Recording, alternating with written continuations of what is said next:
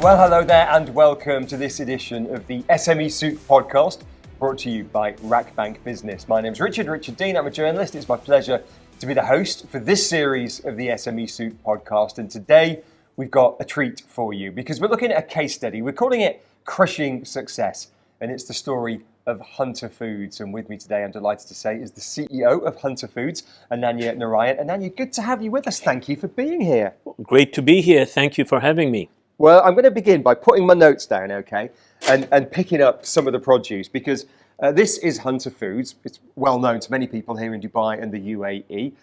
In my simple language, it's a snack company.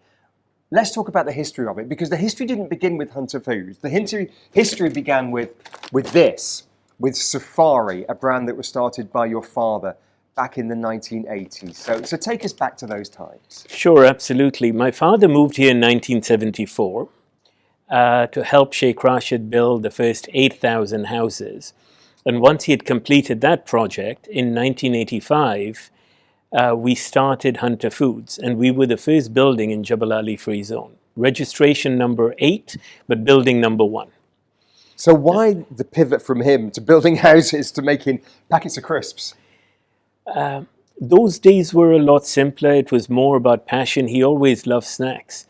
And after building 8,000 houses, completing that project, someone recommended the opportunity for making snacks, world-class snacks in Dubai.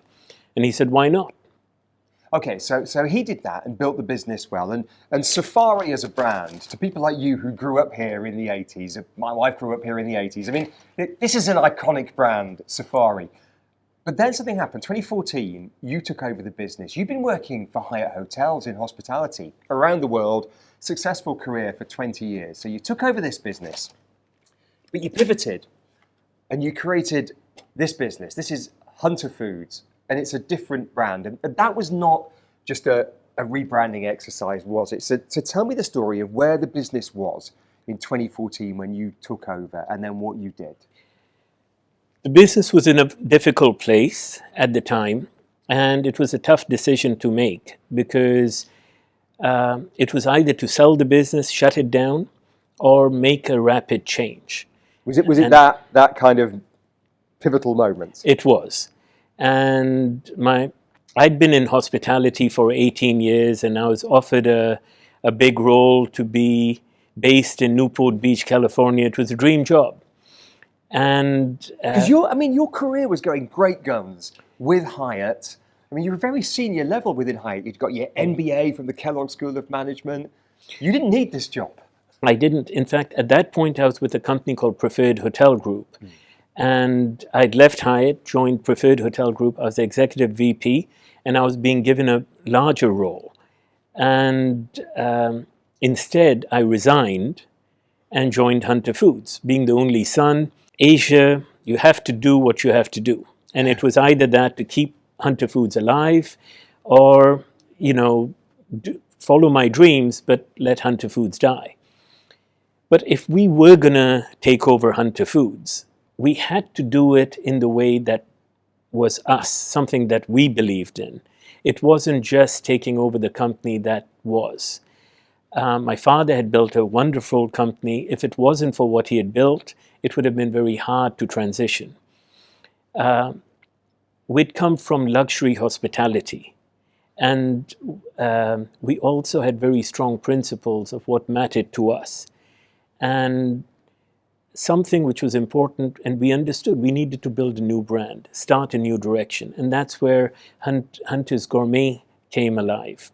And interestingly, there were two names we were debating between at the time. And it was either Uber Chips or Hunter's Gourmet. Now looking back with what's happened with Uber, I'm glad we never called it Uber Chips. But we started Hunter Foods, or Hunter's Gourmet, and we wanted it to be better for you snack, something we believed in very much. So something which had better ingredients, something which was more innovative. And it's a lot of the philosophies my father had followed in the early 80s when he built Safari. But we took those elements, looked at what was premium in today's world, And in 2014, we built Hunter's Gourmet. But then again, packaging mattered a lot to us, coming from luxury hospitality. So we became the first company, first manufacturer of hand-cooked or kettle-cooked chips in Asia. We also became the first to own the Better For You brand promise. We also had the mantra of saying, look, even though it's produced locally, why does it have to look like a local product? Why can't it look international and be world class? Well, I'm going to pass you this then, so people can see this on camera if they're listening. So it wasn't just, let's invent a new brand, Hunter's Gourmet, charge a little bit more. Oh, no. It is a premium product, and you do charge more for it. But from the ground up, it's a different product, and a healthier product as well. Absolutely. Tastier and healthier. So we had to build a whole new DNA of a brand based on what we believed in, and starting a whole new direction. And that's what we did, with the belief of, look, we need to make this work to keep Hunter Foods as a company alive. Let me take that back. I'm a big fan of these black caviar ones. But that has challenges on many levels. It's more expensive, isn't it? I mean, Safari had been a more affordable packet of chips. You go into a gas station, 1 or 2 dirhams, maybe even less. You can pick up a packet. Now you're talking about, 5 dirhams for a packet of chips, 10, 15 more for a carton or a tin of chips. It's a more expensive product, but the ingredients are more expensive as well. You talk about being better for you, which is great, but that does mean more expensive ingredients, doesn't it? It does. So we positioned ourselves as mass premium, not under the mass, which if I would take the example of chocolate, it's trying to be the Lindt of potato chips, which is a little bit more than any of the mass chocolates. It's a little bit higher, but then you're willing to pay a little bit higher for it. And that's exactly who we wanted to be. And the timing worked very well because we got that first mover advantage. And with that, we managed to scale, and we've grown by 6x in these last 10 years. So, that's an incredible growth. 6x in 10 years. You're looking at another 3x over the next, how long is it? 3 to 4 years. 3 to 4 years. So this is significant growth, which is great, and profitable growth. But that requires capital. It's a capital-intensive business in terms of both building factories, and you're building a new one now, but also in terms of managing your cash flow. Your banking relationship, therefore, is quite important. This is the SME Soup podcast with Rakbank Business. So what were the challenges that you had in terms of managing that side of the business, and how did you work with your bank on that? To be cash positive is extremely important.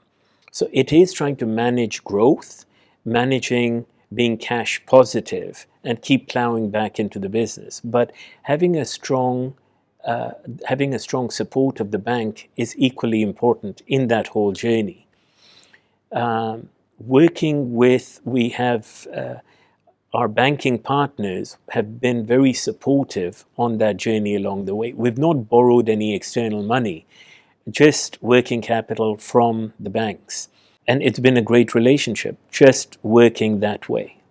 Okay, so you've managed the Capex to be self-financed. Yes. Okay. You've got an MBA. I'm studying for an MBA. I probably have questions about that. Maybe I'll save those for another time. But that was the sensible option for you to do, rather than borrow money, to purely fund it out of retained earnings. Absolutely. At the end, if you borrow money, you're selling a stake in the business, which also means then you have to work in a certain manner. This way we have full control over our destiny. And that was important to just sleeping better at night, knowing, look, it's only us that we are answerable to. So never take an outside equity investment. Nope. So you've grown 6x. That's partly by expanding the portfolio and by introducing this premium brand 10 years ago, but also geographically as well. I mean, you were telling me you've just come back from Asia, from Japan, where these chips are going great guns, aren't they? Yeah, we're very fortunate. We've always had an export-ready mindset. So it's not about just producing for the local. As we've scaled up, we've made sure that everything we've done, we needed to be ready to export because there's such a great market out there. And now we export into 65 countries. So if we dial back a decade ago, 2014, that pivotal moment, what percentage of your sales were export then, and what are they now, roughly speaking? We were about, say, 7 to 8% export at the time, whereas today we're about 40. That's a significant leap. And as we keep scaling up, that percentage will keep increasing.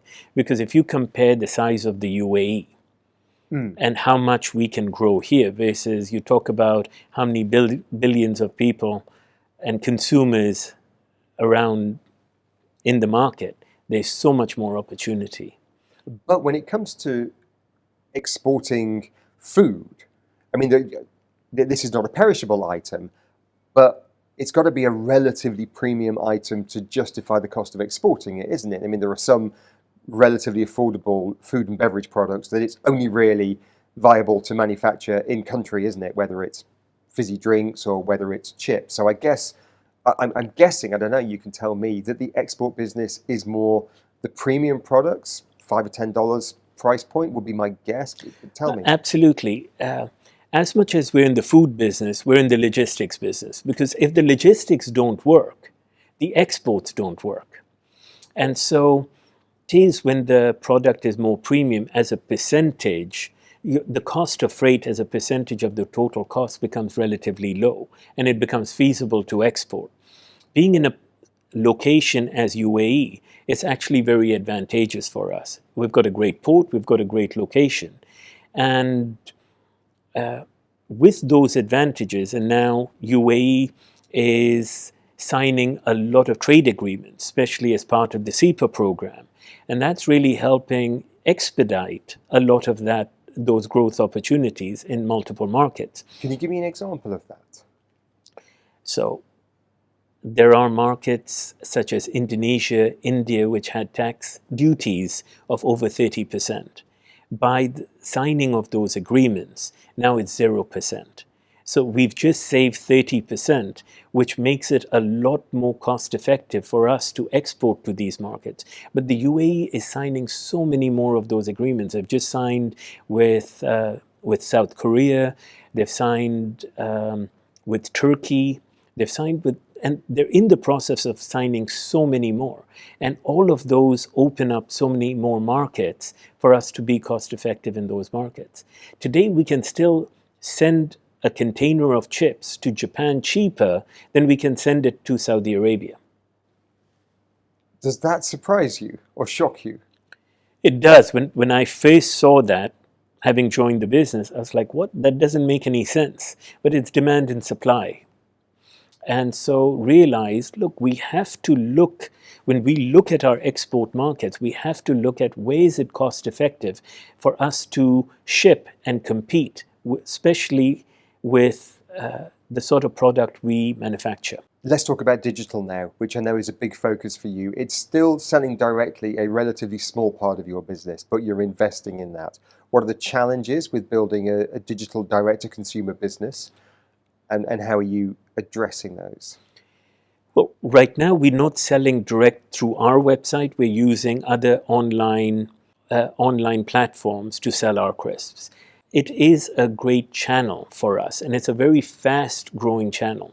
So in fact, more than 10% of our local sales are already online. And we expect that to grow to about 15% by next year. So it is a channel where we can compete with some of the larger companies who have got huge footprints in distribution into retail. But we can compete better with them online than we can with the amount of trucks and the amount of people that they could have on the ground. So Ananya, you mentioned competition there, and I know you think about the competition in 2 or 3 different ways. You've got massive global competitors, Pepsi and Lay's, local competitors as well. But how do you frame competition? Well, in the early days, we looked at competition as the premium snack manufacturers. So most of them were imported brands such as Kettle, Real, Burt's, Keogh's. over time, as we became the number one in the premium snack category, we started looking at the wider salty snacks category, which means all the brands, whether it's Lay's, Doritos, Cheetos, whether it's Pringles, Oman chips, everyone who's in the salty snacks, and we're competing with all of them. And how do you compete with a global giant? It's really looking at giving them the opportunity to buy something which tastes better and it's better for you. And most of the time, the consumers, especially after the pandemic, have wanted to trade up. And they say, look, we want something better for us. And we see that category starting to grow. So rather than the mass, people are saying, look, I don't mind paying a little bit more, but I want something better for me. So let's talk a little bit about this better for me approach. And I get that. And yet they are still fried, salty, carbohydrate-based snacks. And some people would argue that that's not particularly healthy. And there are limits to how much of this stuff we can eat. So how do you objectively approach health? I would rather say it's better for you rather than using the word health. Because health is also a tough one, because each person looks at health differently. For some people, it's calories. For some, it's about how natural the product is. For some, it would be about the sugars or the fat. So they all look at it differently. The way we approach it is, look, there's always going to be a demand for crisps, because it's something that we crave. But if you're going to have it, have the best. Have something which is the most natural. It has using the best oil with the lowest amount of saturated fats. Have with the most innovative, clean flavors with nothing artificial in them. Everything is more natural. Have the best potatoes. So when we're looking, if you're going to have it, have the best. I'm a diabetic, and I'm not allowed to have a lot of ice cream. But if I'm going to have ice cream, I want the best. And that's exactly how we see consumers starting to look at snacking. If you're going to have it, have the best. Innovation has been important. It's been critical to what you've done. For example, truffle chips are extremely popular, and especially in Japan, one of your big markets. But that innovation in terms of flavors continues, doesn't it? You're looking at mushrooms being very popular at the moment, so you're looking at that, but also bringing in a local element to your chips as well. I'm looking at these safari chips here. They are not just chili, they are Emirati chili, and that kind of flavor innovation. I know you take it seriously, but it takes you, was it a couple of years you were telling me once, to develop a new flavor? Absolutely. Something that we believe in as a company is constant innovation. And if we're gourmet, we have to lead that innovation. We pride ourselves as leading the innovation rather than being the copycat. And we know that as soon as we innovate, there are a lot of people who are going to follow. So we have to stay 1 or 2 years ahead. And that's the reason we have our classic flavors, which a lot of companies have, but then we had to build the gold, which were all the international flavors, whether it was pesto parmesan, or it was smokehouse barbecue, or if it was wasabi and turmeric. Then we built the truffle collection, so not just black truffle, but white truffle porcini, black truffle parmesan, and so on. And then we even built the platinum, which was our 3.0, which was the foie gras and the black caviar. And now we're looking at the 4.0 and the 5.0, which we have in plans, not only in flavors, but what are the next things we are going to do, because people are constantly wanting to copy or catch up to what we've done in the past. So we have to keep thinking about the next 1, 2, 3 year plan. We're short of time. One thing I do want to ask you about just before we wrap up is this element of a second generation family business in Dubai. It's so typical of Dubai, of the UAE, and of the region. You're the second generation. Your father set up the business. You took over. You took over with your wife, didn't you? We did. And you came from a completely different industry, 20 years, nothing to do with the snacking business. So what lessons have you learned about a multi-generation family business from your perspective? Some of the challenges and some of the thoughts? I think one of the important points is that although we're a family business, we're trying to build a professional business. So it comes down to the fundamentals. Number one, you've got to have a great product. And it's got to be a great product every day, not sometimes. It's got to be a great product every single day. And the second is, you've got to have the best people. And it comes down to product and people. And then with those people, you build the right processes. So actually, the more you scale, it's not just about getting the sale. It's about having the fundamentals right every single time. The right product, the right people, the right processes. Because if that works, then it enables you to scale. But without that, it's not possible. And is that, would you say that's the same within, well, you're not a small business anymore, a medium-sized business, if not a large business now. But when it was a small business, are there parallels even with a giant like Hyatt Corporation that you worked for, or are they fundamentally different beasts? No, it's still the same, because fundamentally you have to do what you do best. Where things differ is the approach to win, because it is a David versus Goliath sort of a battle. And so for me, I think of the movie Moneyball. They had half the budget to beat the biggest players in the market. This is the baseball movie. It's a baseball movie with Brad Pitt, where he's a manager of a baseball team and he's got $40 million and the Yankees had 90 million, and he still had to build a team to beat the Yankees, and he did. But he had to do it completely differently. And we have to do the same thing, because as we grow, when you're small, you're playing against smaller players. But as you scale, you're going to start playing against some of the biggest players in the world. And you've got to be ready for that battle. Well, Ananya, it's been a pleasure talking to you. Really appreciate your time today. Thank you very much indeed for joining us on the SME Soup podcast. Thank you so much, Richard, for having me. The thoughts of Ananya Narayan, the CEO of Hunter Foods. And of course, there'll be more on the next episode of the SME Soup podcast, brought to you by Rakbank Business.